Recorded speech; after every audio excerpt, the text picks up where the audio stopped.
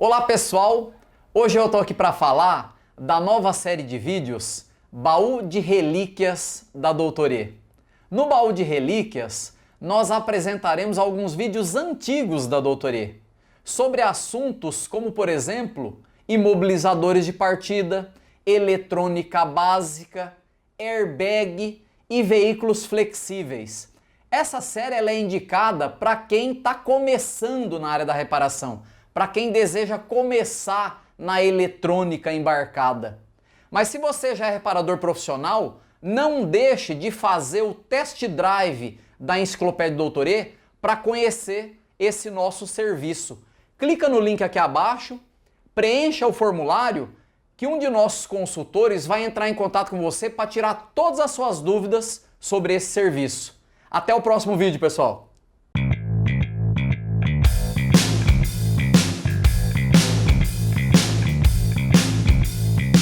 Show de bola, obrigado pela presença.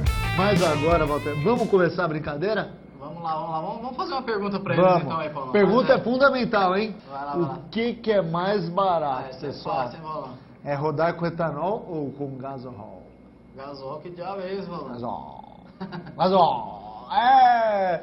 A gente quer saber, o que é mais barato? Rodar com etanol ou gasol?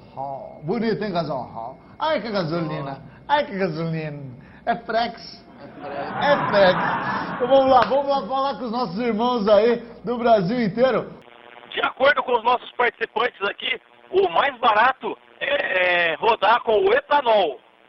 Agora, explica para eles também o que é o gasonol, por favor. O gasol seria a nossa gasolina, né? Aham. Você sabe que nós usamos gasolina, né, Paulo? Sim. A gente usa gasolina que hoje está com... Um dia está com 22% de álcool, 23%, hoje está com 25%, todo dia muda, né? Vamos falar a verdade, tem Então- posto que tá com 88%, 90%. Então, essa nossa gasolina com álcool, né, com álcool Aham, anidro, álcool com etanol anidro, né, ela é conhecida como gasol, né, tá? Então a gente não usa gasolina. Mas então o rendimento desses combustíveis é diferente, né? Todo mundo sabe, né? O álcool tem um poder calorífico menor, né? Tem uma proporção estequiométrica no balanço da equação ali para que haja queima bem mais rica, né? Usa-se muito mais álcool, né? Então, a princípio, todo mundo sabe que gasta-se muito mais álcool, né? Para você ter a mesma energia, você precisa de muito mais volume de álcool, né? Analisando o negócio, se o álcool custar 65%, 70% no máximo do preço da gasolina, vale a pena, né? Então, por exemplo, aqui em São Paulo diz que a gasolina está R$ 2,40 e o álcool está 90 centavos. Com certeza. Então vale a pena no álcool, né? Com certeza. Porque mesmo com a perda de rendimento que o álcool tem, né? Se ele custar 65%, 70% da gasolina, vale a pena rodar com álcool, né? Mas essa era fácil, né, Paulo? Isso aí todo mundo sabe, né? Eu, na minha opinião, eu acho que o pessoal está preparado para lidar com flexível, né? Só tem alguns detalhes, eu acho que mais problema de equipamento do que de profissional, né? Porque os nossos equipamentos independentes, eles não dão ainda todos os recursos, né? Porque como os nossos equipamentos são feitos por engenharia reversa, a gente está sempre atrás do concessionário, né? Existem alguns conceitos, Paulão, que são conceitos assim fundamentais para que a gente possa falar um pouquinho e a coisa não fique vaga, né? Então, olha ali, Paulão, estamos ali no nosso slide número 2, né? Características dos principais combustíveis ciclo Otto. As principais características dos combustíveis aí usados nos veículos ciclo Otto, né? Então, a gente tem ali o álcool etílico, né? Ou o etanol, né? Tá? O etanol é o álcool que a gente usa ali, né? Álcool etílico hidratado, né? Na verdade, o nosso etanol ali, o álcool combustível, ele tem mais ou menos uns 4,5% de água, né? Mas não é que botam água, não é para botar água, o processo de destilação do álcool, Paulo, naturalmente ele tem aí 4,5% de água absorvida, né? Existe também o álcool anidro, né, que tem só aproximadamente 0,4% de água, mas o anidro é uma etapa depois do hidratado, né? Então o álcool anidro é mais caro, né? Entendeu? Mas o nosso álcool da bomba é o álcool hidratado, né? O anidro pega o hidratado e faz mais um processo, mais dois processos na verdade, para fazer o álcool anidro, que o álcool anidro, que é o álcool sem água, né, com menos água na verdade, né? Tá? Que é usado na gasolina, que é o nosso gasol, né? Então na gasolina eles colocam álcool anidro, né? Tá? Agora o nosso álcool que a gente abastece ali é o álcool hidratado. Inclusive, o pessoal sabe que gasolina não combina muito com água, entendeu? Porque se eu colocar água na gasolina, todo mundo sabe que eu vou ter uma mistura heterogênea com variação de fases. Eu vou ter duas fases, uma em cima e uma embaixo, né? Vou ter precipitação de líquido mais denso vai para baixo, menos denso vai para cima, né? Então, como é que é possível, né? Porque existia uma dúvida inicial, né? Se é possível realmente fazer os veículos flexíveis, Paulo. Porque como o álcool, nosso álcool da bomba é álcool hidratado, será que essa água que tem no álcool, né, naturalmente não iria fazer com que surgisse diferença de fase? Então aí o que aconteceria no tanque? Você ia ter a gasolina que é menos densa em cima e a água embaixo, entendeu? Uhum. O que acontece quando todo mundo já teve carro álcool sabe isso, né? Você vai lá no frentista meio mal informado, ele coloca água no reservatório de partida frio, né? Aí a água fica embaixo, quando vai dar partida frio só injeta água, né? Que a gasolina fica em cima e menos densa, né? Então é o nosso álcool, o primeiro conceito ali, pessoal, que a gente tem que saber do álcool, tá? O álcool hidratado, que é o álcool combustível, né? Tá? Ele tem uma temperatura de ebulição de 78 graus, porque ele é uma substância composto só por um tipo de molécula, né? Então, ele não é que nem a gasolina. Na gasolina você tem vários tamanhos de moléculas, né? Então a gasolina ela tem um espectro de pontos de ebulição. Você tem partículas menores que entram em ebulição a 25 graus e partículas maiores que só a 210 graus e por aí vai. Então, mas o álcool ele tem as características 78 graus, o etanol. Tá? Isso é o etanol. Se fosse o metanol já muda, 65, cada um tem as suas propriedades, mas no nosso caso 78. E é por isso que o álcool tem aqueles problemas de partida frio, tal, porque quando está frio ele escorre líquido para dentro da câmara, né? Porque ele só vai ali quando tiver 78 graus que ele vai mudar de estado físico, né? E aí que ele vai ficar bom para ser queimado na câmara de combustão, né? A relação estequiométrica, né, do álcool hidratado é aproximadamente, são valores aproximados, tá, Paulão? É mais ou menos 8,5, por aí, 9 para 1, né? Ou seja, o que significa isso, relação estequiométrica? Para eu queimar, uma reação química de combustão, eu preciso dos reagentes, né? Então, eu teria o álcool como reagente e ele vai reagir com o ar, certo? Então, para eu balancear essa equação, quanto que eu coloco de álcool, quanto que precisa de ar para queimar 1 grama de álcool? Então, para queimar 1 grama de álcool etílico, eu preciso de aproximadamente 9 gramas de ar, né? Certo? Então essa é a relação estequiométrica. Eu estou falando disso porque durante essa aula aqui nós vamos falar muito desse negócio de estequiométrica, proporção estequiométrica, relação ar-combustível estequiométrica. Então ali no caso do nosso álcool etílico, a gente tem ali hidratado, nós temos 9 partes de ar e uma parte de álcool, né? A taxa de compressão típica de motores a álcool, o pessoal é lógico, o pessoal vai falar, não, mas tem motor a álcool que é diferente, tal. Eu estou falando uma coisa média, é uma coisa geral, só para a gente ter um parâmetro para comparar, né? Que eu vou fazer uma comparação entre os combustíveis, né? Então, a taxa de compressão típica de um motor a álcool, é de 14 para 1. O que significa isso? Taxa de compressão, resumidamente, a maioria do pessoal sabe, mas só se tem alguém que desconhece a informação, taxa de compressão é o quanto, né, a massa ar combustível é comprimida dentro do motor. Então, eu suponho que isso aqui seja o pistão, aqui é o cabeçote, ponto morto superior, certo? Ponto morto superior, o pistão está aqui no ponto morto inferior. Então, o pistão desceu do ponto morto superior ao ponto morto inferior, suponha que tem um volume ali dentro daquele cilindro de 14. Taxa de compressão 14 para 1, dá para dizer que seria o seguinte, o pistão sai de um volume inicial 14 e comprime no ponto morto superior aquele volume a 1, ou seja, ele comprime 14 vezes, entendeu? Então ele suporta, porque o álcool ele tem essa propriedade de suportar a compressão, né? Certo? Ele resiste bastante à compressão, que a gasolina já tem problema de detonação, né? Ela não tem, os motores da gasolina, todo mundo sabe que não suportam taxa de compressão tão alta assim. A densidade do álcool, nós temos ali 0,79 kg por litro. Por que eu estou falando isso? É porque seria interessante eu conhecer a densidade do álcool e da gasolina, para se houvesse, se eu misturar álcool com gasolina, e essa mistura for uma mistura homogênea, legal. E se fosse heterogênea, o que vai acontecer? Qual vai para cima e qual vai para baixo? Como a gasolina é menos densa, que nós vemos, a gasolina fica em cima e o álcool embaixo. Se houvesse precipitação, né? Se houvesse essa variação aí, precipitação, a formação de duas fases, né, nessa mistura, né? Certo? O poder calorífico do álcool, 27 kJ por grama. Tudo bem. Tá, no próximo slide aí a gente já tem ali da gasolina, pessoal, as propriedades básicas da gasolina. Então aquilo que eu falei, a temperatura de ebulição da gasolina, ela tem um espectro maior justamente porque gasolina é hidrocarboneto, né, CnH2n, mas você tem vários tipos de moléculas e vários tamanhos. Então tem moléculas menores, maiores, mais voláteis e menos voláteis, né?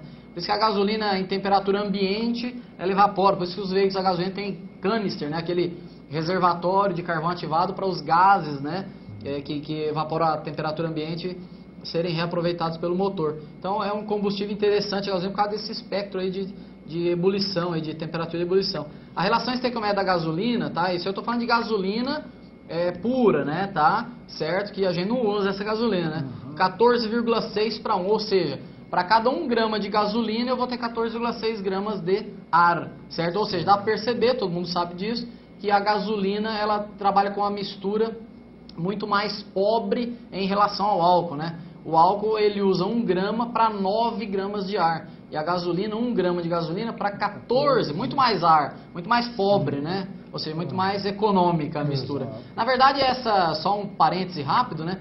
Na verdade, essa propriedade, essa característica acontece pelo seguinte, né? Na molécula do álcool, né? Porque o álcool ele tem oxigênio na fórmula dele, né? Certo? A gasolina é hidrocarboneto, só carbono e hidrogênio. Então, como tem oxigênio na fórmula do álcool, ele no balanço das equações você precisa de menos ar, porque ele já tem na molécula do álcool. Só uma particularidade, né? A taxa de compressão típica do motor a gasolina, lógico, eu sei que há uma variação. A taxa de compressão típica varia de motor para motor e tal. 9,5 para 1. A densidade da gasolina menor que a do álcool, tá vendo? E o poder calorífico da gasolina maior que o do álcool. Ou seja, a gasolina, quando você queima 1 grama de gasolina, você tem uma energia gerada maior que a do álcool. Entendeu? Certo? Por isso que o carro a gasolina é mais econômico e tal, tem todas essas particularidades, não só por isso, né? E agora o nosso amigo gasool aí, que eu estou chamando ele de E25, ou seja, a gasolina atual, econômico e tal, tem toda essa cena de álcool, né? Cara, isso aí muda tanto que a gente fica até com medo de errar, viu? Todo dia muda, né? A última vez que eu vi era 25% de álcool, né? Eu acho que não mudaram ainda, tá? Então porque todo dia eles estão mudando essa... Então a gasolina com 25% de álcool, o que ela tem ali? Ela tem uma temperatura de ebulição intermediária do álcool e da gasolina apresentados ali, lógico, né? A relação estequiométrica da nossa gasolina seria aproximadamente 13 para 1, ou seja, cada 13 gramas de ar, uma dessa nossa gasolina misturada com álcool, certo? A taxa de compressão típica dos motores, aqui no caso eu estou falando de motores flexíveis, tá? Os motores flexíveis, eles têm uma taxa de compressão típica ali de 10,5 para 1 a 12,5 para 1, né? Você vê que a taxa de compressão de um veículo flex, eu botei nesse slide, né? Tá? Só para comparar, primeiro tinha o gasolina, o álcool e o gasóleo, que tem as duas coisas, eu botei a taxa de compressão do flex ali. Você vê que a típica do álcool 14, do gasolina 9, e o flex é um intermediário, né? Certo? Tá? O poder calorífico, lógico, também fica no meio dos dois, porque está a mistura dessas duas substâncias, né? Tá? Então, voltando àquela discussão rápida, né? A miscibilidade desses combustíveis, né? É possível, miscibilidade. Bonita palavra, hein? Miscibilidade. Nossa, vou anotar. Essa é boa, hein? Nome de cachorro, miscibilidade, não, cachorro eu já falei, eu queria ter um chamado transponder. Né? Transponder é legal, todo mundo já conhece não cachorro. Essa que esse é meu. Não, mas a miscibilidade, ou seja, é possível misturar qualquer proporção, porque nós temos o nosso gasol, o álcool que tem ali é o álcool anidro, certo? Tá, então eu tenho gasolina, álcool anidro, tá?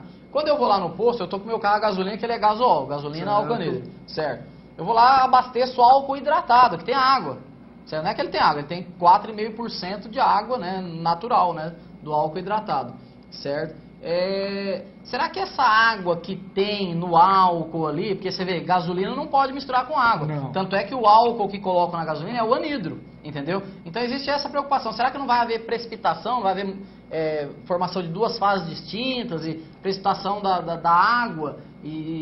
Então, mas fizeram pesquisas, pessoal, e isso está provado de que não há esse problema, tá? Você pode misturar em qualquer proporção, né? Para o nosso clima não tem problema, só se a temperatura ambiente fosse menor do que zero, tá? Menos 10 graus. Lá no sul, por exemplo. Não, mas nunca chega a menos, no Brasil não. Então, na nossa temperatura ambiente, em qualquer proporção que você misturar, não há precipitação. Você não vai ter água no fundo do tanque, tá? Se isso acontecer, o que aconteceu? O álcool está batizado. O álcool anidro tá super anidro, que botaram de brinde lá, entendeu? Você acha que tem Que isso, assim, é aceito em qualquer proporção se for tudo normal. Agora, se botarem água no álcool, aí vai complicar, porque aí pode começar a haver precipitação, né? Formação de separação da água da gasolina e essa coisa aí, tá? Então, olha só, então o que são os veículos flexíveis ali, Paulo, no nosso slide número 6, né? Bom, os veículos flexíveis, né, pessoal, são esses veículos aí que o pessoal criou, né, para suprir alguns problemas que a gente tinha, né? A gente tem volta e meia aí, o barril do petróleo sobe, a gasolina fica mais cara. Ah, tá mais interessante fazer açúcar, aí o álcool tem uma variação no preço. Então tem esse problema do dólar, do açúcar, tem o Bin Laden, tudo a ver. Então, às vezes a gasolina tá cara, às vezes o álcool tá caro, às vezes o álcool é viável. Então o veículo flexível, ele tem uma grande vantagem, é um veículo que funciona com os dois, em qualquer proporção, certo? Seja gasolina pura, gasol ou álcool etílico, né, o etanol, né? Então ele aceita qualquer uma dessas misturas. Qual é a grande vantagem? A grande vantagem é a liberdade, ó, a liberdade de escolha do combustível em função do preço e da disponibilidade. Tipo, não tem, beleza, põe qualquer que tenha, tal, ou o mais barato, que tá valendo a pena. Então você tem essa liberdade, né? A liberdade é bom, né? Então, por isso que o flexível faz tanto sucesso, né? Porque liberdade é bom. Quando você se libertou, como é que foi? Mas foi uma coisa bonita. Então, o Paulão, o cara tem caso sério. Então, a liberdade é bom, né? Então, por isso que o Flex faz sucesso e os veículos a álcool, eles estão praticamente extintos, né? E os veículos a gasolina estão ameaçados de extinção, Então, porque a tendência agora realmente é o Total Flex, né? Os flexíveis. Então, é porque ele dá essa liberdade aí, né? Mas a desvantagem, é isso que eu queria botar em pauta, né? Embora, pessoal, o fabricante quando desenvolve, ele otimiza projetos de motores, por exemplo, a Ford agora fez o Focus com motor Rocan, né? Tá? Que usa o sistema de injeção eletrônica da Visteon, né? E, pô, ela fez N inovações no motor, tal, conseguiu ali uma taxa de compressão acima de 12, funciona com gás óleo, é uma maravilha, né? Mas ainda existe uma limitação que é o seguinte, quando eu vou fazer uma queima, uma reação química, o que eu preciso? Reagentes, tá? Combustível, ar, certo? Eu preciso de proporções estequiométricas, ou seja, a quantidade ideal de cada substância. O motor aspirou tanto de ar, vou ter que injetar tanto de combustível exatamente. O sistema flexível consegue suprir isso? Consegue. Então a estequiometria da equação o Flex consegue fazer. Só que para eu ter uma equação química, eu ter um rendimento bom da equação, para eu ter uma queima boa, né, para eu ter essa combustão ideal, eu preciso, além de proporções estequiométricas, eu preciso ter o quê? Lembra lá, oitava série, sabe que era? Você tem lá a temperatura ideal, né? Condições de temperatura. A temperatura em que ocorre essa combustão tem que ser uma temperatura adequada para aquela ideal, né? Isso, os sistemas flexíveis, pessoal, eles conseguem suprir também essa condição de temperatura. Principalmente depois que eu vou falar no final, se der tempo aí, da válvula termostática eletrônica da Ford, por exemplo, que ela é uma válvula termostática inteligente, ela adequa a temperatura do motor ao combustível que está sendo usado. Você sabe que o álcool, né? Existem particularidades, né?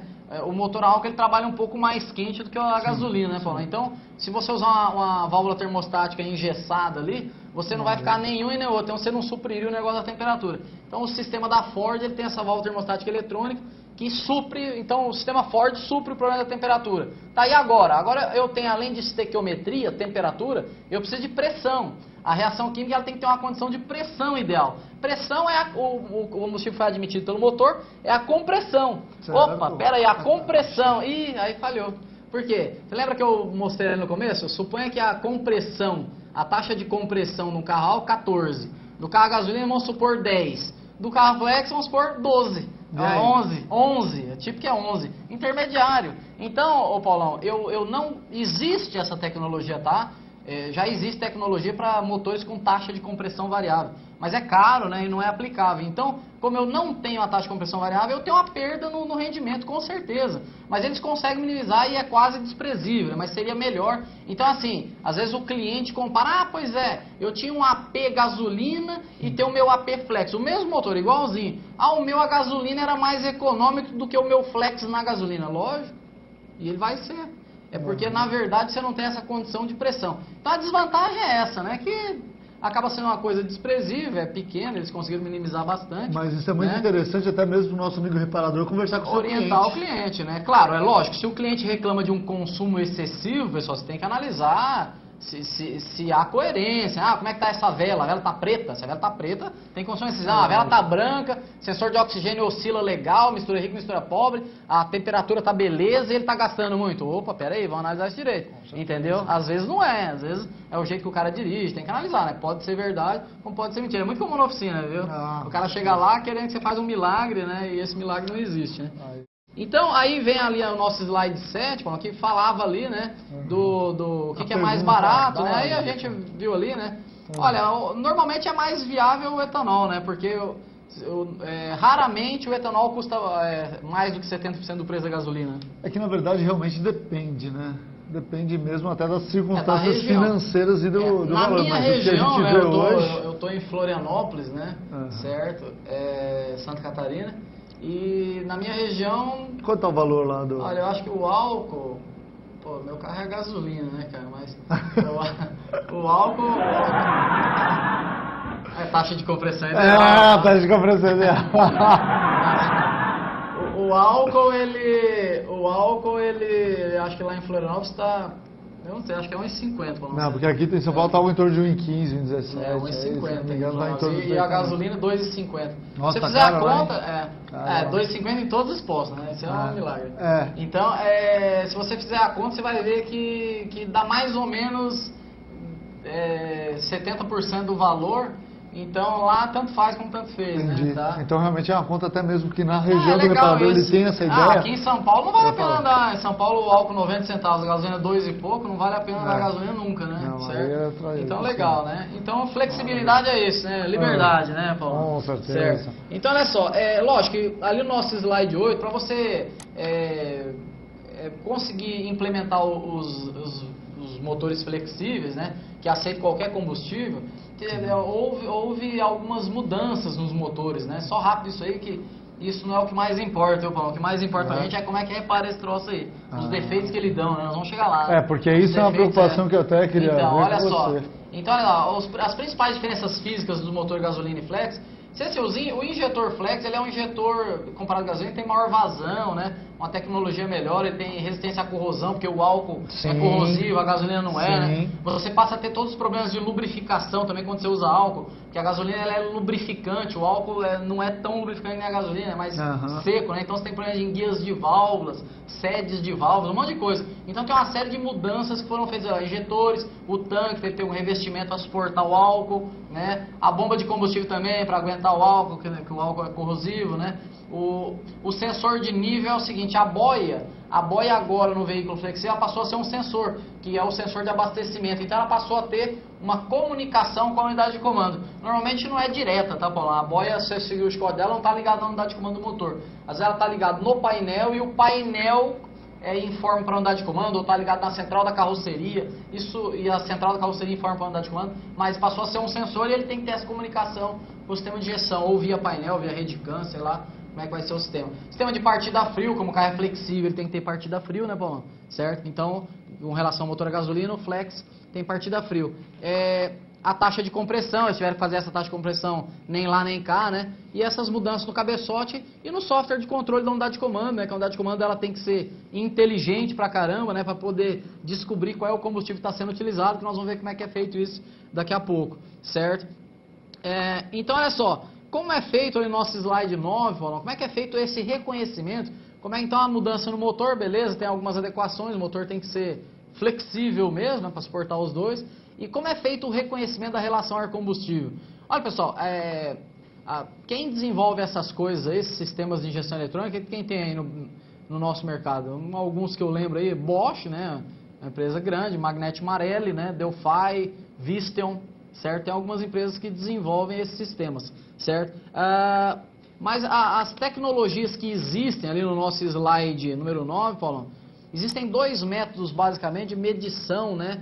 De reconhecimento da relação ar-combustível. Que é o seguinte, o meu carro está no álcool, estou andando no álcool, certo? Quando eu ando no álcool, eu tenho ali, o sistema tem que saber que quando entrar 9 gramas de ar, vai ter que injetar uma de combustível. Agora, se eu mudar para gasolina, como é que o sistema vai saber que mudou para gasolina? Como é que ele reconhece isso? Entendeu? Porque quando muda para gasolina, gasol no caso, né, eu tenho que mudar para 13, a cada 13 gramas de ar que entrar, eu tenho que injetar uma de gasolina. E aí entendeu? é a questão dos Então como é que o sensores. sistema descobre isso? Existem dois métodos, né? O método direto e o método indireto, tá? O direto seria um método que usa um sensor capacitivo de álcool.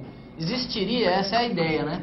Existe essa tecnologia, mas eu não conheço ela sendo utilizada em nenhum carro. Então é o seguinte, pode até ter, mas eu não conheço. Todos os flexíveis que eu conheço, né? Eu já trabalhei com eles, a gente está lidando direto ali. Não conheço nenhum que usa esse sensor capacitivo. Que a ideia é o seguinte, quando passa o combustível na tubulação, certo? Ou na tubulação, ou ele está dentro do tanque. Quando o combustível passou, esse sensor já identificaria a quantidade de álcool que tem ali. Então, antes de chegar no motor, a unidade de comando já sabe. Ela fala, opa, tem tanto por cento de álcool, então usa a proporção estequiométrica 12:1. Aí já seria beleza. Certo. Então, ele seria um método mais caro, mas muito eficiente. E não é feito isso aqui nos Não carros é hoje. utilizado que é caro, tá? Ah, Entendeu? tá. E talvez Daí são existam... só os carros importados. Não, eu não conheço ele aplicado em nenhum, Paulo. Isso é só um projeto, né? Se olhar no projeto da Marelli, ela tem essa possibilidade para oferecer para o fabricante. Por que não é usado, eu sinceramente não sei, né? São Provavelmente questões é de custos ou de alguns bugs que tem no sistema. O método indireto é o que é utilizado. Na verdade, os sistemas de alimentação flexíveis do Brasil, eles usam um método indireto de identificação do combustível, tá?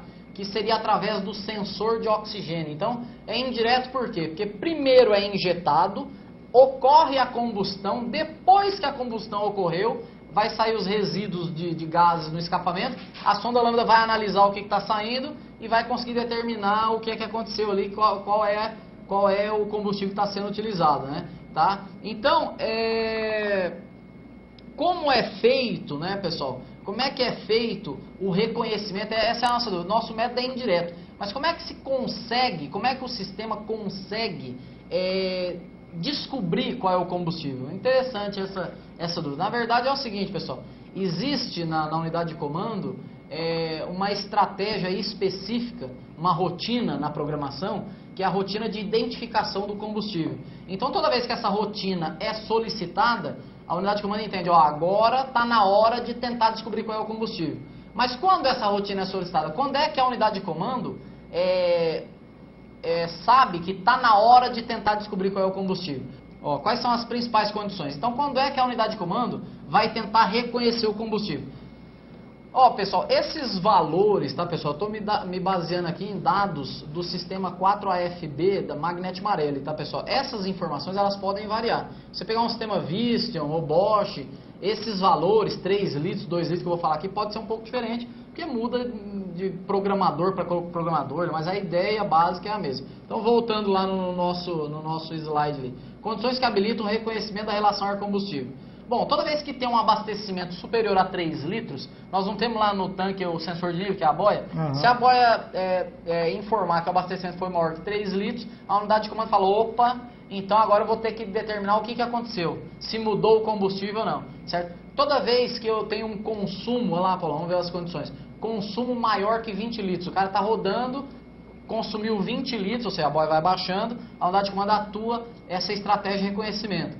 Toda vez que o nível do tanque estiver abaixo de 6 litros, ou seja, o carro na reserva, se o seu carro só anda na reserva, a unidade de comando ela te odeia. Sabe por quê? Porque ela fica trabalhando o dia inteiro tentando descobrir qual é o combustível. Fala, meu Deus, agora o que o Paulo não vai botar no tanque? Entendi. Porque assim, se ele está na reserva, ele está no álcool. Parou no posto, ele pode botar gasolina. Então quando está na reserva, ele está sempre, a unidade de comando está sempre tentando reconhecer, certo? Mas eu não entendi, Valdo, por que ela tem que abrir essa janela de reconhecimento? Ela na rotina de funcionamento dela, de vez em quando ela abre uma janela de reconhecimento do combustível. Por que não sempre? Vocês vão entender daqui a pouco por quê, certo? Por que ela não fica sempre tentando descobrir qual é o combustível? Não, porque senão atrapalharia a autoadaptabilidade do sistema. Eu vou explicar para vocês daqui a pouco, certo? Então, toda vez também, Paulão, que eu faço um ajuste forçado de scanner, certo? Se eu entrar com o equipamento diagnóstico, o scanner, eu consigo mandar um comando para que o scanner programe a unidade de comando para trabalhar com 9:1 de relação estequiométrica, por exemplo, o álcool. Posso mudar para gasolina, eu entro com o equipamento e mudo. Então eu posso fazer esse reconhecimento via equipamento diagnóstico, entendeu? Certo? Toda vez que o percurso percorrido é maior que 400 km, após a correção de um funcionamento, correção de um mau funcionamento de um componente, por exemplo, deu um problema na sonda lambda, depois que eu boto uma sonda normal lá funcionando, ela vai atuar na boia, certo? Então, quando eu tenho um problema solucionado ali, após a solução, ela vai atuar essa estratégia de reconhecimento, certo? Aí vem aquela pergunta, né? Como é feito o né? reconhecimento? Tá. É o seguinte, pessoal. Então, houve o abastecimento. Suponha, vamos dar um exemplo, né? Vamos dar um exemplo mais simplificado. Ele tinha um combustível ali, mas ele chegou no posto, tá, pessoal? Ele chegou no posto já no álcool, mas sem nada praticamente. Então, como ele estava no álcool, a unidade de comando estava programada para a cada 9 gramas de ar que entrar, injetar uma de combustível. Então, quando ela injetava uma de combustível, o sensor de oxigênio já identificava a quantidade de oxigênio que saiu no escapamento e sabia se a mistura estava rica, se estava pobre, e ia fazendo as correções ali, mas estava travado, a dosagem estequiométrica 9:1. Porque assim, falam, quando o sistema não abre a janela de reconhecimento de combustível, o sistema fica na proporção estequiométrica travada, ele não muda. Fala, não, eu estou no álcool, beleza. Ué, estou no álcool. E se o sensor de oxigênio no escapamento acusar que a mistura começou a ficar pobre, você está faltando combustível? Sei lá, pode ter dado um entupimento de filtro. Então ela vai entender isso como um problema no sistema, não como uma troca de combustível. Por exemplo, se eu estou no álcool e mudo para gasolina, você vai passar a ter mistura pobre no escapamento. Mas ela vai saber que houve a mudança porque houve o abastecimento. Agora, se eu tenho mistura, eu estou andando no álcool, estou andando normal no álcool, não abasteci, não executei nenhuma daquelas condições para abrir a janela de reconhecimento de combustível. Se a mistura ficar pobre, o sistema vai entender o quê? Ué, a mistura está pobre. Sei lá, entupiu o injetor, o filtro de combustível está entupido. Então ele vai fazer a autoadaptação ao próprio envelhecimento do motor. Então, se há variação na proporção estequiométrica da mistura, na composição química dos gases do escape, e não houve nenhuma daquelas condições, o sistema Flex ele não reconhece como mudança de combustível, ele reconhece como problema, que ele tem que corrigir fazendo uma autoadaptação. Então, como é feito o reconhecimento? Então, você chegou lá no teu carro com álcool e abasteceu. Como você estava no álcool, ele estava dosando 9 de ar para uma de combustível para 9 de ar. A hora que você abasteceu, a tua boia ela subiu, a boia do teu carro lá, ela subiu. Então, você informou para a unidade de comando que houve um abastecimento, certo? Quando você sair do posto, Paulão, a unidade de comando já sabe que agora está na hora dela tentar descobrir qual é o combustível. Você estava trabalhando com álcool. Então, a primeira vez que ela injetar o combustível lá, ela vai injetar dosando 9:1. Entrou 9, ela vai ver se você continua no álcool, ela não sabe que você mudou. Então, entrou 9 de ar e injetou 1 de combustível. Se o sensor de oxigênio disser que está tudo bem, ó, beleza. Ele fala, beleza, está no álcool, beleza, reconheci, certo? Agora, suponha que entrou 9 gramas de ar, certo? E a unidade de comando injetou 1 de combustível e a mistura ficou excessivamente rica, o que significa? Significa que aquele combustível não é mais álcool, certo? Porque, ó, se eu dosar a cada 9 gramas de ar 1 de gasolina, o que eu vou ter? Vou ter uma mistura excessivamente rica. Então, suponha que você mudou para gasolina. Então, ela não sabe. Você saiu do posto, entrou 9 gramas de ar, ela injetou 1 de gasolina. Aí a sonda falou, opa, mistura rica.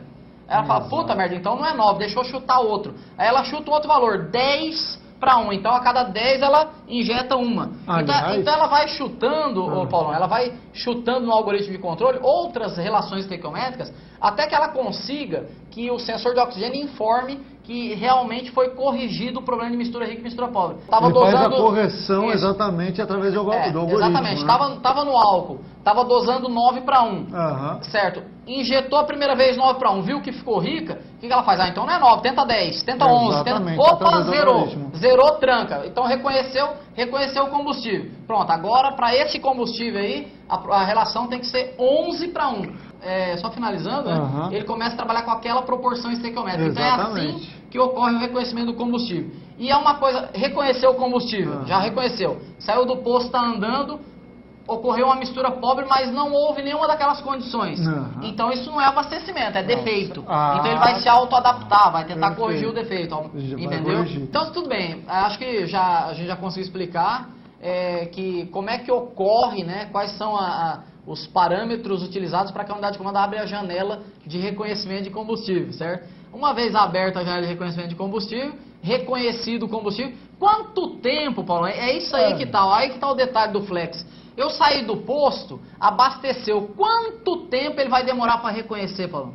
Qual é o tempo? Não, Paulo, olha só. Qual é o tempo necessário para o reconhecimento? Aí que tá o detalhe, que todo reparador tem que ter isso aí decorado, ele tem que saber disso, ó. Qual é o tempo? O tempo é o seguinte, meu amigo, pode ser muito rápido e pode ser muito demorado. Varia em função do abastecimento e da temperatura do motor. Porque, ó, dependendo do tipo de abastecimento, da mudança que houve no combustível, a unidade de comando vai demorar mais para conseguir descobrir, entendeu? Certo? E um detalhe em função da temperatura, que é o seguinte, ô Paulão, quando o veículo trabalha com álcool e está frio, ele trabalha com excesso de álcool e esse álcool tende a ir para o cárter. Então, quando o motor estava frio, ele encheu o cárter de álcool, certo? Ele tem um pouco de cárter, de álcool lá no cárter. Como o álcool é uma substância cujo o ponto de ebulição é 78 graus, o que vai acontecer? De repente, ô Paulão, todo aquele álcool que está no cárter vai vir pelo sistema de respiro do motor, pelo blow-by ali, e vai entrar na admissão do motor. Então, o que vai acontecer? Suponha que você estava no álcool, tá? Você estava no álcool, tá? Só que você está com o motor frio, saiu da sua casa no álcool, e por isso ele injetou bastante álcool ali e tem álcool no cárter. Só que teu álcool acabou, você foi no posto e mudou para gasolina. A hora que você sair do posto e o motor ainda estiver frio, daqui a pouco quando ele começar a esquentar, o teu álcool do cárter vai entrar na admissão. E isso vai confundir a adaptação de combustível. Então o sistema, se o motor está frio, ele desconsidera, ele demora um pouco, ele espera o motor esquentar, passar de 40 graus, para ele começar a estratégia de reconhecimento. Então se o motor estiver frio, vai demorar mais tempo ainda para reconhecer, Paulo. Varia de 35 segundos na melhor condição até 15 minutos. Qual seria a pior condição, Paulo? Pô, o carro estava no álcool, frio, saiu dali frio do posto, abasteceu gasolina, vai ter que esperar esquentar para queimar esse álcool, porque quando o motor está frio, o sistema não abre a janela de reconhecimento. Ele espera porque pode ter álcool no cárter, entendeu? Então é isso. Eu acho que ficou razoável. O tempo, então, ele é variável, pessoal. Qual é a orientação? Qual é a principal orientação para quem tem veículo flex, pessoal? O cara tem que saber andar. Como o reconhecimento é indireto, abasteceu, mudou de combustível, anda, meu amigo, anda. Tem que andar quanto? Olha, demora de 15 segundos a 15 minutos. Então, sei lá, tem que deixar o motor funcionando pelo menos uns 10 minutos. Se você abasteceu, mudou o combustível e parou, meu amigo, no outro dia de manhã vai ser uma ladainha. Ele não pega, não injeta partida frio, todos aqueles problemas que o veículo dá. Sobre as taxas de compressão fixa, queria saber se o Walter conhece algum motor que já está trabalhando com taxa variável. Se tem alguma informação disso aqui no Brasil ou fora. Obrigado, boa noite. Em relação à taxa variável. Não, existe sim. Eu já. Geraldo. Viu, seu Geraldo? Quando a gente estava estudando aí, pesquisando ali na internet, existem algumas soluções. Se eu não me engano, é um motor Volvo. Agora eu não me lembro de cor qual é, né? Mas eu posso até mandar por e-mail o link para o senhor dar uma olhada, tá? Manda para nós, seu Geraldo, por favor. Existe taxa de compressão variável, sim. Se eu não me engano, é um Volvo.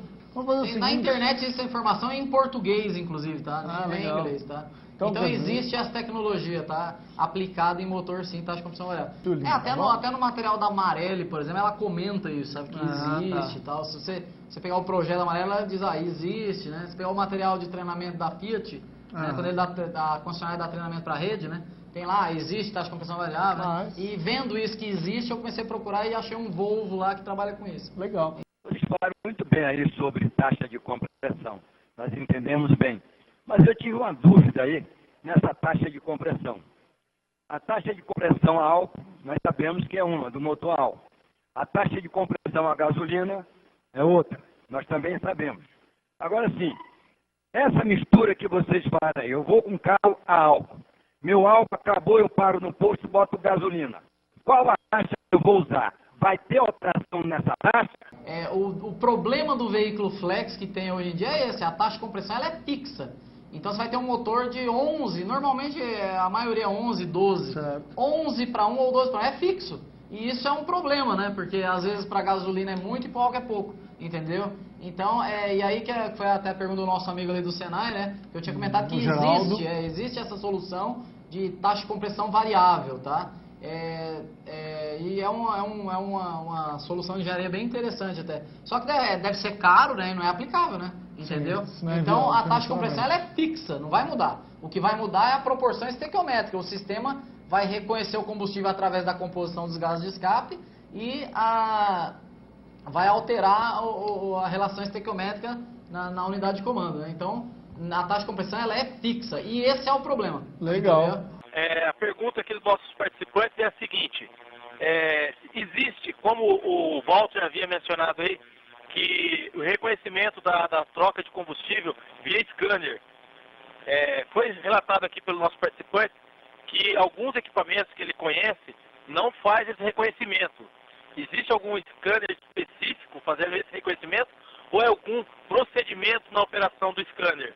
E mais uma pergunta aqui do nosso participante, que é a seguinte: na mudança de combustível dos veículos flex, existe algum caso relatado de queima de combustível, no caso da gasolina, a queima espontânea antes do reconhecimento do sistema?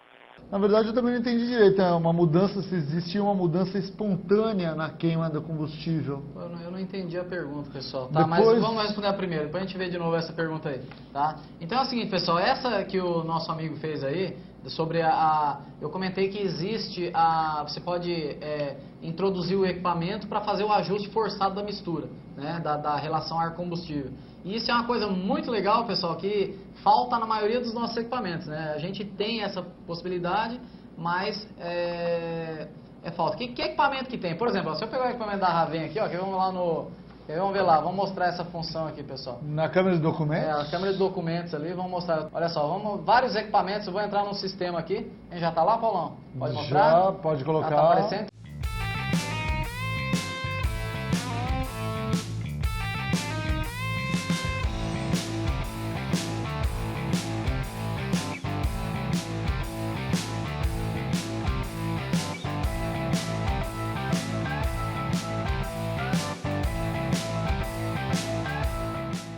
Olha, uma leitura, pessoal, que todo equipamento diagnóstico tinha que ter, mas nem sempre tem, para veículos flexíveis. Se o software do equipamento diz que entra em flex, tinha que ter isso. Que é o seguinte, ó, esse parâmetro aqui, ó, aprendizagem ar-combustível, a relação estequiométrica ar-combustível. O equipamento tem que te mostrar, vocês estão vendo na tela do scanner ali, ó, quando você lista os parâmetros, o equipamento tem que te mostrar qual é a proporção estequiométrica que está sendo usada. Porque senão você não sabe se está errado. Que nem você vê que tem álcool no tanque, então você sabe que tinha que ser quanto? 9:1. Você entra ali no equipamento, está 13. Fala, achei o defeito do cara, está todo quadrado assim, ele não quer injetar a partida frio de manhã, por quê? Porque ele não reconheceu, deu algum problema, entendeu? Então o módulo está usando o parâmetro de proporção ar-combustível errado. Como é que você vai saber se está errado se o seu equipamento não mostra, entendeu? Por exemplo, aqui no scanner no Fiesta mostra. Mas também, como os equipamentos são feitos por engenharia reversa, pessoal, não mostra em todos não, tá? E daqui a pouco os nossos equipamentos vão suprir isso. Mas nesse momento a gente tem essa desvantagem em relação ao pessoal de concessionária, que o deles faz, né? Na O deles verdade, faz não existe tudo. um Quer ver? Ó, vou específico, mostrar né? para vocês. Vamos mostrar a tela do equipamento. Então esse primeiro item é que o equipamento ele teria, né, um parâmetro que eu entendo que seria muito importante ter no equipamento para você diagnosticar veículo flex, seria a proporção ar-combustível, certo? Outra coisa, o equipamento tinha que ter, tá vendo, ó, ajuste, ó, do combustível, ó, vou ajustar 100% gasolina, ó, 100% álcool, né, vou botar aqui, ó, 100% álcool, sim, aí ele faz o ajuste, e então ele manda nesse momento um comando para andar de comando, para trabalhar com proporção 9:1. Então existe essa possibilidade. Eu vou mostrar o equipamento da Fiat como é que é. Olha só que legal. Olha o recurso que você tem. Vai lá, o slide 18. Vai lá, Paulão. Aqui é o equipamento original da Fiat, né, pessoal? Olha só, ele tem lá uma tela que é só sobre os parâmetros flex. Ele tem lá, visualizar parâmetros flex. Aí ele mostra nível de boia, relação ar-combustível, tudo aquilo que você precisa saber. Então, quer ver? Olha lá, vamos entrar lá, próximo slide, Paulão. Próximo. Certo? Olha lá, ó. Eu entrei no sistema de injeção IAW4 AFB Flex, certo? Próximo, aí entrei no monitorar parâmetros e erros, aí entrei em parâmetros de controle Flex Fuel, tá vendo? Ele tem uma tela específica para isso, só para olhar os parâmetros sobre o Flex. Ela entra para você ver. Valor estequiométrico da mistura ar-combustível, 11,3. Ou seja, esse carro está com álcool, gasolina, ou tá uma coisa misturada, Paulo? Como é que tá isso aí? Você aprendeu ou não, Paulo? Me envergonha. Não, tá triste, agora tá dos lados aí. Ó, se ele tivesse no álcool, qual que seria? Seria 9, né? Sim. Seria 9:1. Ele tá com 11,3 para 1. Tá no flex. Então, ele tá misturado, Sim, entendeu? tá Será misturado. que se tiver só gasolina no tanque, tá Ah, errado. teria 14. Olha lá, ó, adaptação da mistura por distância, tá vendo lá ali, pô, Aham. de baixo, ó, adaptação da mistura por distância. Ó, não. Tá vendo? Ele mostra tudo que tá acontecendo, ó, se a unidade de comando, ó, ela fez a adaptação por abastecimento maior que 3 litros. Ele mostra todos os parâmetros do Flex. Quer ver? Olhando pra frente, ó, no teste de atuadores, ó, o que o equipamento me possibilita, ó. Teste de atuadores, vai pra frente. Ó, valor stake, ó lá, ó, aí seria aquele de adaptar 100% no álcool. Você faz um ajuste forçado da mistura, certo? Então olha lá, ó, fazendo um ajuste, certo? Próximo, ó, estequiometria, ar combustível 9, tá vendo, ó? Então ele ajustou no álcool. Você faz um ajuste forçado via equipamento diagnóstico. Sabe quando você faz isso, pessoal? É assim, ó, suponha que o cara tava na gasolina, ele tava na gasolina e a gasolina tava acabando. O posto é do lado da casa dele, tá? Aí beleza, ele chegou lá no posto de gasolina e tá frio, é inverno. Ele chegou lá e meteu álcool ali, encheu de álcool o tanque, certo? Encheu de álcool o tanque e saiu ali do posto, com o motor frio ainda, e chegou na casa dele e parou, que é do lado. Paulão, será que deu tempo do sistema reconhecer que está no álcool? Não deu. Do lado, então, se você entrasse com o equipamento e olhasse o parâmetro ar combustível, você ia ver que ele estava lá 13. Você vai, tá pensando que está na gasolina. No outro dia de manhã, Paulão, não vai pegar, não vai... Como ele não sabe que está no álcool, não vai haver injeção de partida frio. Então não haverá injeção de partida frio, certo? E acontece uma série de problemas. Então os principais problemas do veículo Flex é que o usuário não sabe usar. Abastecer, mudou o combustível, tem que andar. Eu gostaria de uma informação, assim, se ele poderia passar um resumo. A região que eu moro aqui em São Paulo, o álcool está bem abaixo do valor da gasolina, né? E está compensativo os veículos andar no álcool. E os donos dos veículos aqui estão pedindo para instalar muito aqueles aparelhos da Flex. Houve casos assim, de ficar 2, 3 anos um carro sem ter problema nenhum. E houve casos até de um mês, dá problema na bomba. Poderia passar um pouco desse resumo para mim? Modelos Flex, Olha, vai dar problema na esses, bomba ou não. Essas adaptações, né, aqueles kits para transformar em Flex, né, pessoal? Eles são adaptações que deixam de considerar um monte de coisa, né? Aqui você tem todo o projeto do motor remodelado, né? Com certeza você vai ter problemas, né? Por melhor que o kit seja, você vai ter problemas, porque não foi uma coisa planejada, né? Entendeu? Então esses problemas vão acontecer mesmo, né? Na verdade, o que Entendeu? acontece, até tentando Tem todas auxiliar essas... aqui, No projeto original muda tudo, né? O Roberto, cara vai lá e muda só...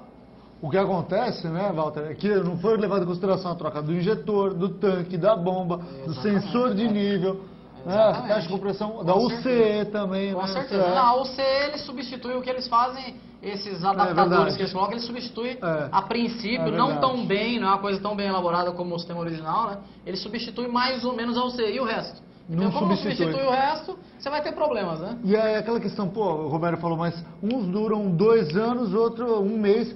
Muitas vezes pode acontecer de na instalação mesmo dar problema também, né? Então, não é uma coisa certa que a gente vai ter. O ajuste da mistura, porque às vezes o cara não soube andar com o veículo e o sistema não reconheceu, no dia de manhã ele não pega. Tá, esse ajuste da mistura é com intervenção, o ajuste forçado da mistura com intervenção do equipamento só? Não, pessoal, dá pra fazer sem o equipamento. Tem alguns métodos, tá? Se der tempo, o pessoal perguntar e vão responder. Beleza. Tem métodos de reconhecimento sem equipamento diagnóstico. A Volkswagen tem um, a Fiat tem outro, né? A GM tem outro. É o seguinte, são 2 perguntas. Quando o Walter falou daquele caso, que o cara é vizinho do posto, aí depois ele abastece o carro com gasolina, né? O que tem que fazer para resolver aquele problema lá? Certo? Senão o cara vai ficar dando partida, o carro vai afogar. O que ele faz? O que tem que fazer, no caso, para resolver esse problema? E a outra coisa é o seguinte, quando o carro é adaptado a gás também, quando funciona entra o famoso gás, como é que funciona o processo de reconhecimento do sistema? Ó, como é que resolve o problema do vizinho do posto de gasolina? Como é que uma concessionária resolveria? Ela vai lá com o equipamento diagnóstico, faz um ajuste forçado da mistura. Resolveu, certo? Ótimo. E você? Se Ajuste forçado. faz um ajuste forçado que eles chamam de AF, Air Fuel, ar combustível, AF forçado. Ele faz um AF forçado, resolveu, beleza. Tá, eu não tenho, Walter, eu não tenho essa possibilidade. Como é que a Fiat tem um jeito de ajuste forçado sem equipamento? Como é que ela orienta os seus concessionários a fazer? Vamos ver lá, Paulão. Um método que você pode tentar é esse, olha lá. Ó. A Fiat ensinando como é que faz o ajuste da mistura sem equipamento diagnóstico. Como é que é? Ó, basicamente é o seguinte, ó, antes de efetuar esse procedimento, certifique da existência de defeitos. É assim, você não pode partir do princípio que precisa fazer reconhecimento de combustível se o carro tem outro defeito. Então você olha tudo, defeitos mecânicos, eletrônicos, não. Esse carro não tem nenhum outro defeito, Walter. O negócio é o seguinte, ele não andou muito e não reconheceu o combustível. Beleza, você tem certeza que é isso? Então passa a fazer o reconhecimento. Qual é a ideia? A ideia da Fiat é a seguinte, pessoal, vê se não é uma ideia legal. A ideia é esvaziar o tanque, porque quando está na reserva, o que acontece, Paulão? Ele vai verificar o que está acontecendo, porque abaixou, na verdade, quando está na reserva, né? Ele abre a janela de reconhecimento, entendeu? Então a Fiat fala o seguinte, ó, você bota o carro na reserva, certo? E deixa ele ali alguns minutos na marcha lenta, lá, ó, com a ignição desligada, esvaziar o tanque, né? Bota ele na reserva. Ligar a ignição e funcionar o veículo por 30 segundos. Reabastecer o tanque com pelo menos 7 litros, certo?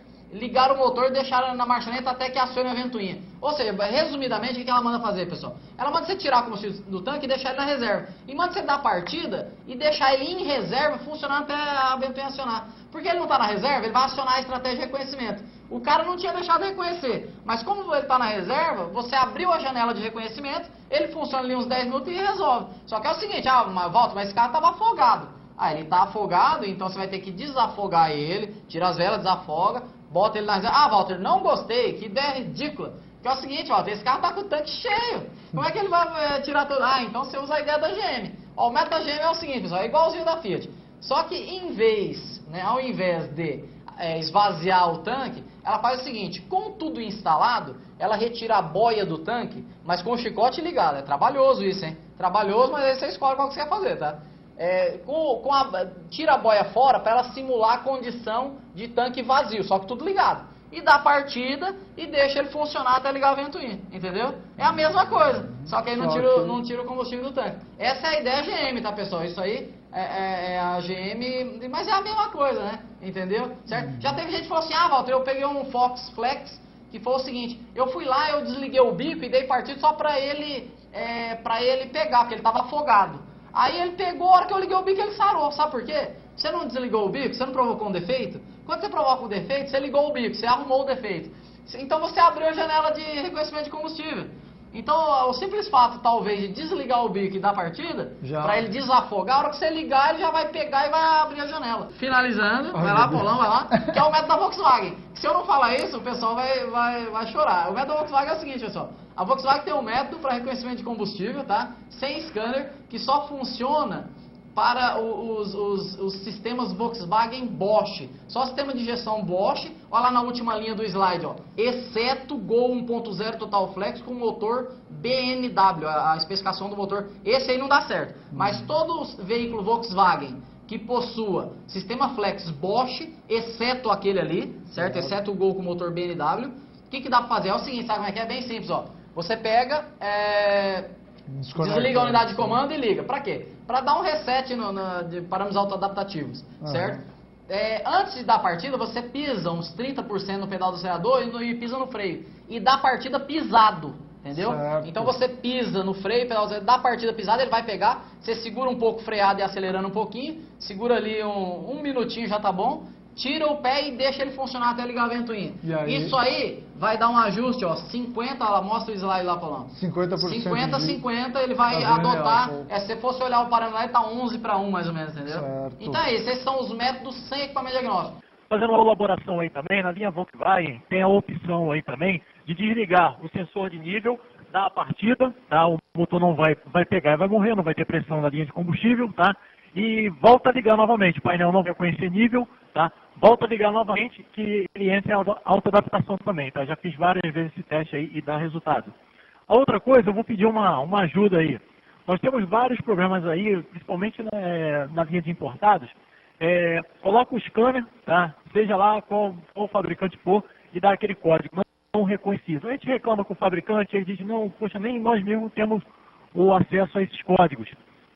Então o que acontece? Eu trabalhei muito tempo em concessionária, tem somente um ano que eu saí, e eu vejo a dificuldade, por exemplo, na Volkswagen tem o VAS hoje que está impedindo o mecânico praticamente de pensar, não deixa o mecânico pensar, faz tudo para o mecânico.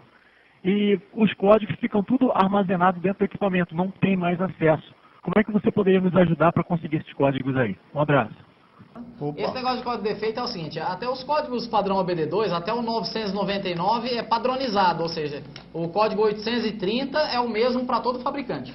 Então até o código 999, o P999, todos os fabricantes usam a mesma ideia, tudo igual, tá? Certo? A partir do 1000, aí vira uma salada. Por exemplo, o código 1380, na Volkswagen significa uma coisa, na Ford outra, na Mercedes outra e tal. E isso, por que no teu equipamento diagnóstico dá código não reconhecido? Porque a empresa que desenvolveu o scanner não teve acesso a essa informação, ela não sabe o que significa aquele número. Quando ela desenvolveu, ela não descobriu o que era. Então ela armazenou o número, mas não sabe o que significa, tá? Se nós temos, pessoal, agora a gente tem uma consultoria que a gente dá, que é através do nosso software, que é o software Doutorie, que quem compra o nosso sistema, que é o software Doutorie, que tem tudo que a Doutorie já fez até hoje, tem inclusive esses vídeos do RIA, estão todos lá, tá, pessoal? Tem os vídeos, a gente tem um suporte via internet, tá, pessoal? Na área de trabalho do software, você tem um chat interativo com os consultores. Para os nossos clientes, né, pessoal, que tem o nosso software, a nossa consultoria, a gente tem ferramentas, né? Nós temos um monte de softwares de informações a nível de mundo, né? Para poder descobrir qual é esse código aí. Normalmente a gente consegue, né? Entendeu? Então ele dá um P não sei das quantas, a gente tem material didático para procurar o que significa, né? Legal. Mas assim, um livrinho que tem tudo, isso não existe. Não existe. Não. Vamos só voltar, que a gente estava falando daquela pergunta do Benedito do gás, lembra? Lembra que era, por exemplo, o carro adaptado a gás? Ah, tá. Lembra? Se você olha só que coisa louca, se você tiver um carro flex e bota gás nele, meu Deus do céu. Aí é o seguinte, cara, você vai ter que escolher, todo instalador de gás sabe dessa manha, né? Você vai ter que escolher um combustível líquido para andar, certo? Não. E vai ter que escolher, vai andar no gás e em um só combustível líquido. Se você quiser andar nos dois combustíveis líquidos e no gás, aí complicou. Então você Então tem que se você, forçar. ó, o jeito certo seria o seguinte, você instala o kit de gás, elege um combustível líquido, certo? Anda no gás normalmente, só que é o seguinte, seria interessante, porque o cara quando bota gás só quer andar no gás, né? Então você vai no gás, quando você está chegando na tua casa, faltando aí alguns quilômetros já em casa, você passa para o combustível líquido, para quê? Para você dar a oportunidade do sistema flex saber que o combustível líquido está ali, lubrificar válvulas injetoras, né, para não deixar que também o combustível estrague no reservatório de partida fria. O pessoal também não costuma colocar o combustível. Então é que bom, uma quando bomba, você está né? no gás, é legal você sempre também andar um pouquinho, ou no começo, quando você sai de casa, ou quando você está chegando em casa, no combustível líquido, eleger um combustível só, líquido, e o gás. Porque senão você vai ter problemas. Exceto, por exemplo, no Tetrafuel agora da Fiat, que o Tetrafuel é um sistema inteligente, bolado para isso, certo? Que o Tetrafuel é o seguinte, ele sempre vai pegar no combustível líquido, tá? Depois ele muda automaticamente para o gás, se tiver gás, se tiver pressão de gás, é inteligente, ele vai automaticamente intercambiando entre os combustíveis. Aquele ali funciona com o flex e o gás. Agora, sim, pro Benedito, né? o adaptado normalmente não dá certo, a gente tem relatos de N instaladores. de queima, né? Tem um carro flex e eu encho o tanque dele com álcool, só que eu ponho uma proporção pequena de gasolina. Ponho, por exemplo, um carro que vai 50 litros, eu quero colocar 10 litros de gasolina e completar os outros 40 de álcool. É possível isso? Esse procedimento é correto? Num tanque de 50 litros, 10 de gasolina e 40 de álcool. Tá certo? Não, Tá não tem errado? problema nenhum, normal. É melhor ou pior, tanto não, faz? Não é nem melhor nem pior. O sistema tá adaptado a isso, ele tá previsto isso, não tem problema. O que vale realmente é aquela relação financeira mesmo, não é verdade, exatamente, Walter? o sistema pode andar qualquer um, o motor está preparado, está todo preparado, né? É só um último complemento, o sistema de partida frio, pessoal, que eu não comentei, tá? O sistema de partida frio, ele funciona, qual é a estratégia para funcionar o sistema de partida frio? Vai lá, Paulo, rapidinho ali. Ó, por exemplo, estou pegando ali uma estratégia de partida frio da Magnete Marelli e a W4 AFB Flex. Pessoal, isso aí muda de sistema para sistema. Você pode falar, mas não é isso. Mas se for outro sistema, pode ser diferente. Ó, no Palio 1.3, 8 válvulas, 4 AFB Flex, como é que é a estratégia? Para ele acionar a partida frio, o que tem que acontecer? Deve haver pelo menos 25% de álcool no tanque, a temperatura tem que ser inferior a 35 graus, é isso mesmo, o valor é esse, certo? E ele aciona a partida frio em ciclos de acionamento, e esses ciclos eles diminuem com a temperatura e com as partidas. Ou seja, você vai dando partida, ele injeta partida frio, só que cada vez que dá partida ele diminui mais até cortar para evitar que o carro afogue, tá? E tem um detalhe também que todo mundo já deve ter percebido, pessoal, os veículos flex que tem sistema de partida frio, quando ele está frio, abaixo de 40 graus, 35 graus, Quando você acelera, depois que ele pegou, ele dá uma injetada de partida frio, certo?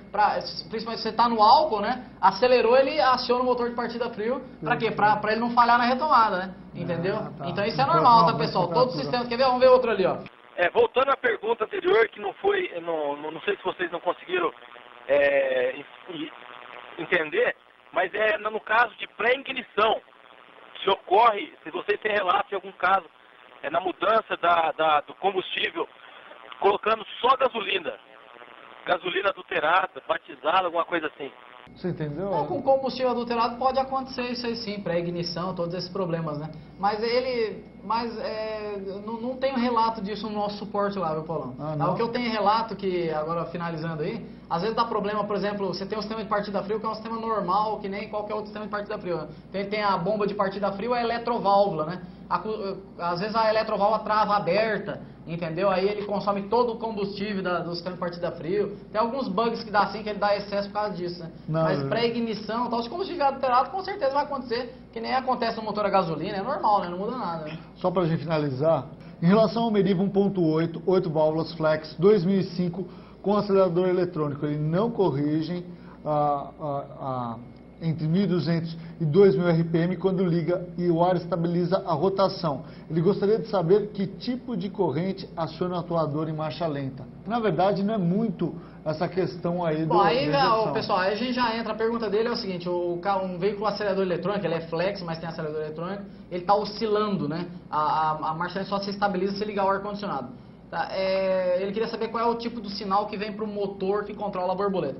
Pessoal, ali, ó, respondendo, é um sinal PWM, tá, de largura de pulso variável, é isso, tá? Para a gente poder especificar mais, a gente teria que dar uma aula sobre veículo, sobre acelerador eletrônico, né? Que isso aí dá horas de... Inclusive a gente está pensando em fazer uma aula sobre isso, tá, Paulão? O pessoal tem muito problema com acelerador eletrônico, o carro não quer acelerar, oscila, entendeu? Que é realmente esse caso que o Roberto está passando lá. Aí, ó, só como orientação para ele, tá, pessoal? Ele teria que olhar, por exemplo, esses motores GM, ele tem muito problema de aterramento naquele terra que fica atrás do motor de partida. Então dá uma olhada, retira aquele terra, revisa ele e aperta ele de novo, tá? Também tem muito problema de interferência eletromagnética. A princípio, pessoal, pelo tipo de sintoma, não é problema no acelerador eletrônico, não. Isso aí é outra coisa. Procura uma possível e eventual entrada falsa de ar, tá? Interferência eletromagnética, revisa os aterramentos. Isso aí não é defeito de acelerador eletrônico, muito provavelmente não. Pode até ser um problema na unidade de comando, mas isso aí a gente teria que... Fazer aqueles testes, né? Fazer um monte de testes e, pessoal, e é isso, né? A aula é legal, eu gostei bastante. Correria, mas o né? nosso tempo é muito curto, né? O assunto é interessante, mas eu consegui passar as principais coisas, fiquei satisfeito. Espero que o pessoal tenha gostado.